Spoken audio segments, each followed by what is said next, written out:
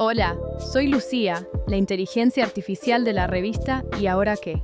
Hoy te invito a un ping pong con Ricardo Auer en nuestra sección especial. Vamos a los bifes. Bueno, hoy vamos a analizar la nueva estrategia de seguridad nacional de los Estados Unidos que cambia absolutamente el marco estratégico en todo el mundo y trataremos de ver algunas de las implicancias que ello tiene entre los grandes actores estratégicos del mundo.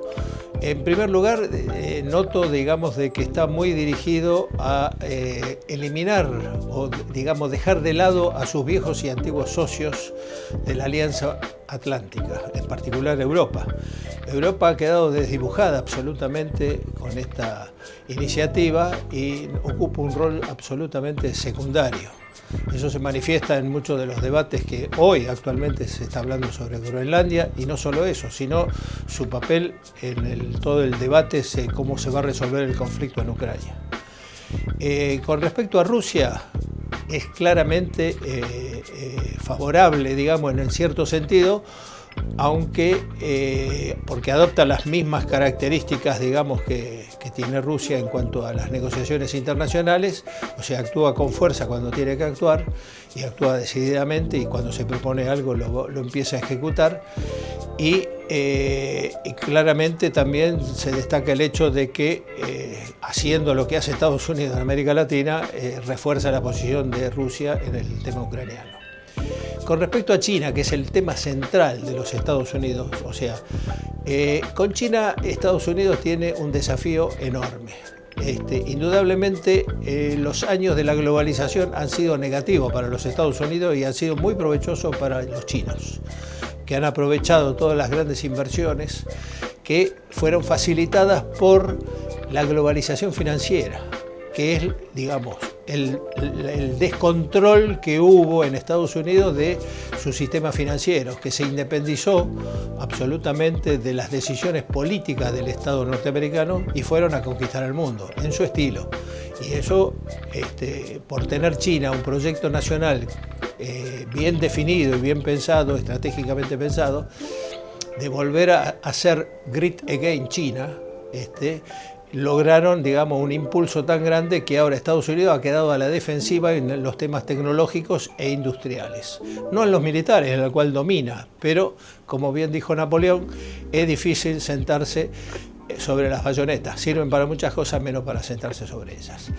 Entonces, China ahora es el gran desafío de Estados Unidos. Y ahí es donde, como en última instancia, durante la globalización, hubo muchos acuerdos empresarios entre chinos y Estados Unidos, es difícil desarmar todo esto.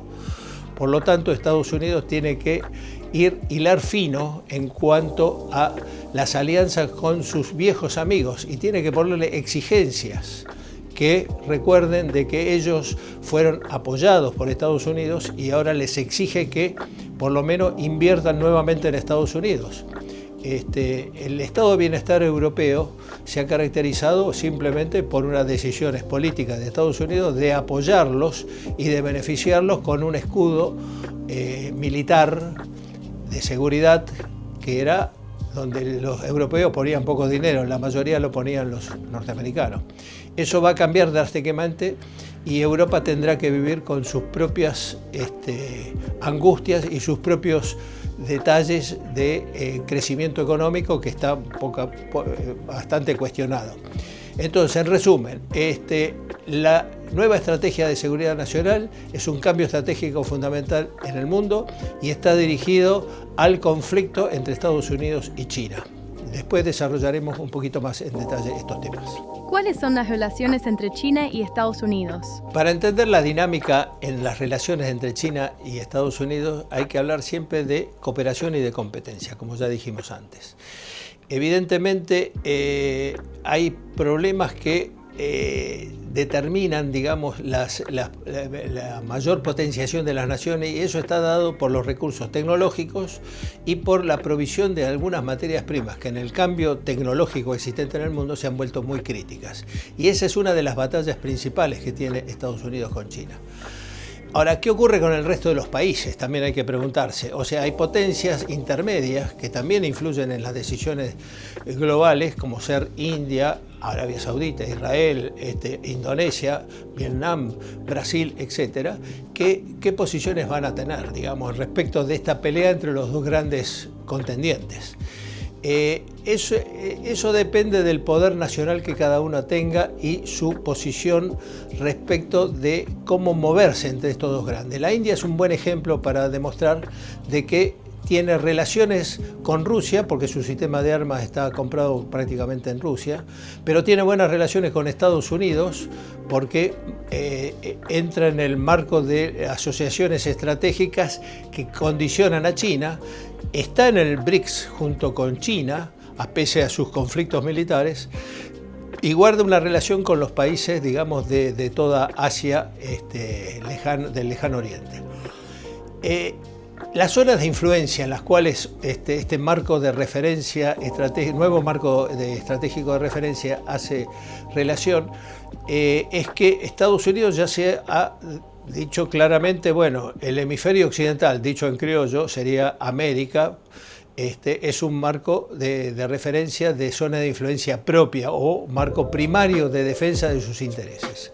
Ahora, China también tiene un marco de referencia primario en su esfera industrial y comercial, que es todo el Asia del Lejano Oriente, porque la mayoría del comercio, inclusive de países que son no pro-chinos o muy amigos de los norteamericanos, tienen un intenso comercio con China y dependen de China en sus relaciones comerciales, tanto de exportación como de importación.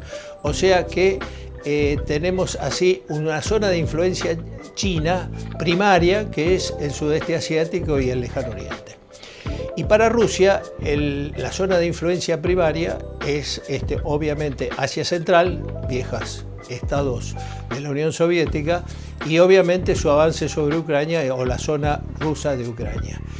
¿Qué pasa con el resto de los países y particularmente con América Latina?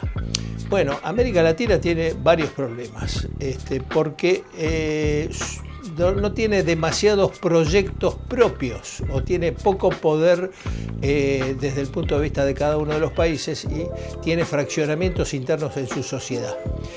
Todo aquel país que tenga una sociedad muy dividida, muy fraccionada entre dos opuestos o que asuman posiciones ideológicas favorables tanto a un polo de poder o a otro polo de poder, entra en pérdida, como dirían en la biónica, y no van a poder resolver y van a tener conflictos cada vez mayores.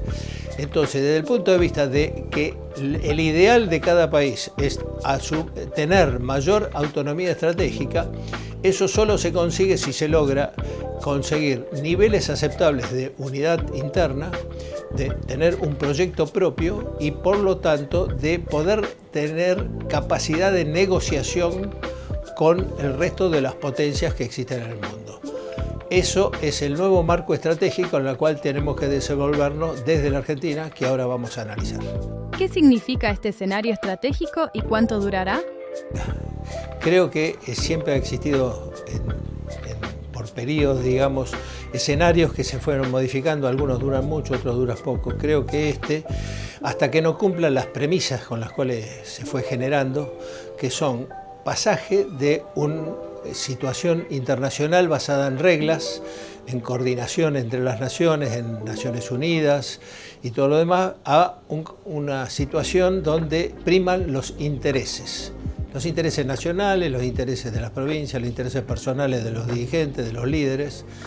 O sea que eso va a tener una duración en la medida que los actuales líderes todavía estén a cargo y probablemente duren un poco más. Entonces yo estimo eso entre 5 a 10 años. Una década vamos a estar en un escenario donde priman los intereses nacionales.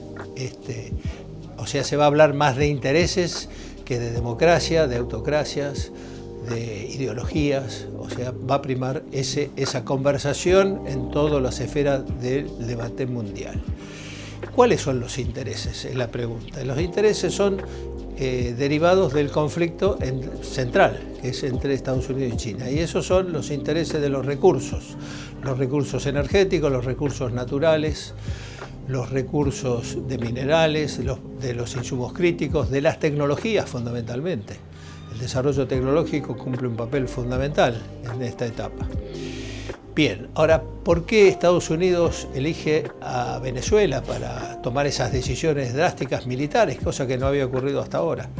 Porque Venezuela tiene una característica, que es un depósito de gas y de petróleo muy importante en el mundo. Dicen que es uno de los más grandes del mundo, pero también tiene minerales, y las inversiones chinas de tierras raras y de otros insumos como el galodinio y otros estaban afectando, digamos, también a los intereses de los Estados Unidos. Entonces decide tomar armas en el asunto. De rebote le va a tocar a Cuba, porque Cuba también tiene enormes depósitos de níquel y de otros minerales estratégicos que están a cargo su extracción de los intereses chinos, o sea que derivado de esos temas también va a afectar. Y el tercero en cuestión podría ser la Argentina, ¿por qué no? Todo depende de quién esté a cargo. Si tenemos a cargo al presidente actual, es probable que se entregue todo sin hacer uso de ninguna fuerza, pero en última instancia es más o menos lo mismo. O sea que tenemos acá un problema muy grande en la Argentina. Somos un país endeudado sistemáticamente, que dependemos siempre del exterior, siempre estamos pidiendo limosna al Fondo Monetario, a los chinos con el swap, a todos.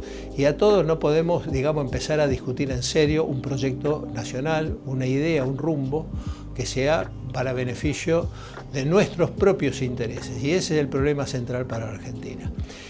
Fíjense que tenemos una doble dependencia, tanto de Estados Unidos en las decisiones estratégicas políticas, porque ahora el presidente dice que todo lo que dice Estados Unidos está bien, cosa que no es correcta. Y por otro lado tenemos una dependencia de China, porque fíjense ustedes que todas las importaciones de productos de consumo, industriales y productos intermedios vienen de China. Tenemos un desbalance económico comercial externo con China fabuloso. Y sin embargo, el presidente Milei no hace nada para corregir eso, no defiende los intereses nacionales y evidentemente está pensando en que como a fin de este año 2026 finaliza el swap chino y habría que devolver ese dinero, está tratando de hacer buena letra con China también para que lo renueven. O sea que la posición argentina es de extrema debilidad y hay que asumirla como tal, para empezar a pensar un nuevo ciclo de política que deje de lado todos los temas ideológicos, todos los temas de seguimiento de emprendimientos nacionales externos, que eso en última es un disfraz de la ideología, como ocurría en la Guerra Fría, y empecemos a recabar entre la dirigencia argentina una nueva manera de pensar que sea bien nacional y que cumpla con la realidad de esta etapa, que es pensar en los intereses y no en los temas ideológicos.